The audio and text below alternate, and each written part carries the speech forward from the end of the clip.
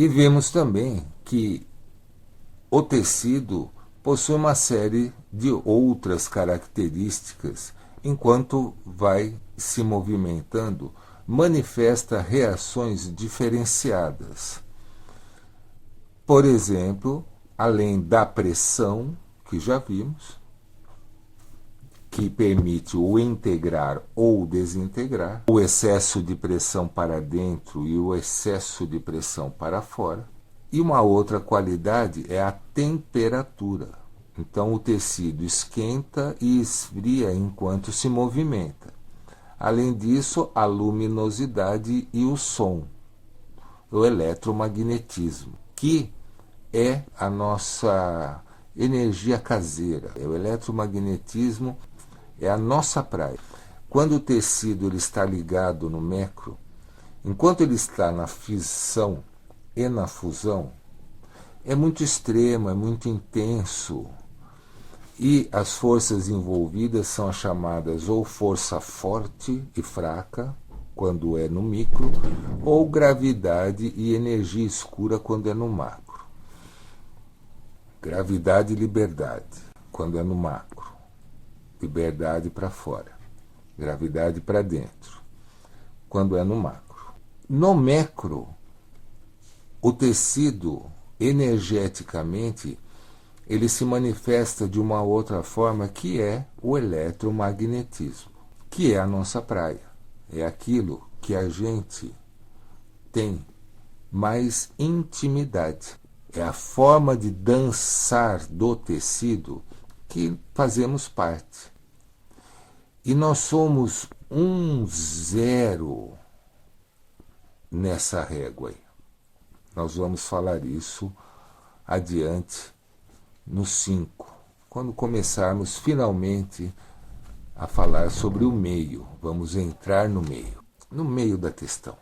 O tecido também manifesta em suas andanças por aí essa questão do destacar, que caracteriza a ação pontual caminhando do micro para o macro. E esse destacar também é resultado e é uma evidência do 2 para dentro, do para dentro ao quadrado. É a rotação que permite ele ficar no mesmo lugar e ir para dentro de si. É esse de si que a pulsação também ajuda. Assisto, empurra para dentro, por todos os lados.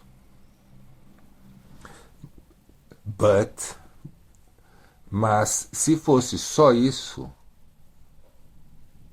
seria uma fusão. E ele iria fundir.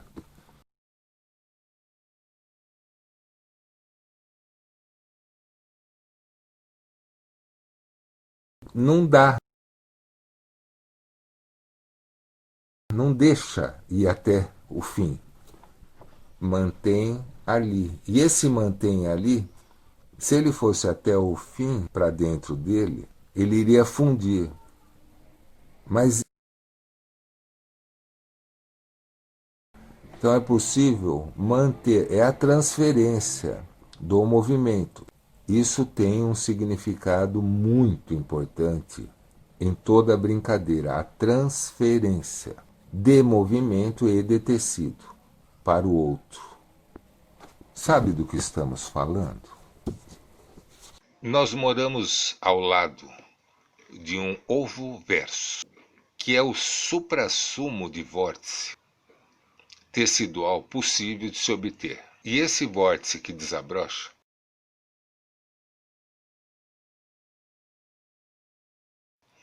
denominamos de Sagitário A, e que suga o tecido e o acumula em sua periferia em forma de vórtices estelares.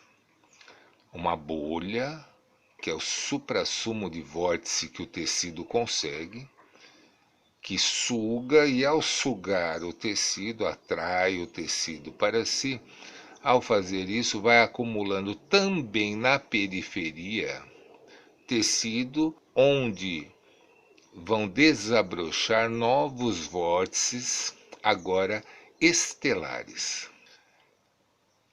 Estes novos vórtices vão formar um padrão que denominamos de galáxias. Esse vórtice comum das estrelas em volta da bolha, nós denominamos de galáxias. A nossa, no caso, Via Láctea, em que uma dessas estrelas, desses vórtices estelares, denominamos de Sol, o nosso Sol, que está girando em volta da Sagitário A, no centro da nossa galáxia Via Láctea. E esse vórtice, em particular o nosso Sol, no segundo ou terceiro colapso, gerou vórtices agora planetários e um deles denominamos Terra. Um vórtice de tecido em estado molecular elemental planetário, Terra. E que o cabo de guerra entre o nosso Sol e a nossa Terra, junto com a nossa Lua, que foi um vórtice criado posteriormente pela nossa Terra, surge um novo vórtice. No meio desse puxa-puxa, dessa sístole contínua ocorrendo, surge uma nova régua, uma nova dimensão e uma nova cinética começa a se apresentar no existir. E denominamos isso vida. Você está acordado. Agradeço mais esse momento de casa acordada.